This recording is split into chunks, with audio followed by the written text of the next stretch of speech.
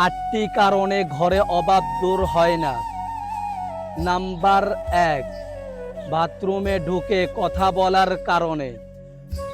Number 2, পুরুষ উপর হয়ে শুয়ে থাকার কারণে।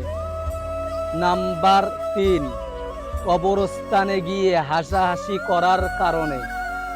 নাম্বার 4, বিসমিল্লাহ না বলে খাওয়ার কারণে। নাম্বার 5, দান করে ফোঁটা দেওয়ার কারণে। নাম্বার 6, হাত না ধুয়ে আহার করার কারণে। নাম্বার 7, ঘর বাড়িতে কোরআন শরীফ তেলাওয়াত না করার কারণে।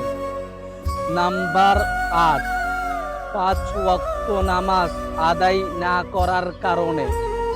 ভিডিওটি যদি ভালো লাগে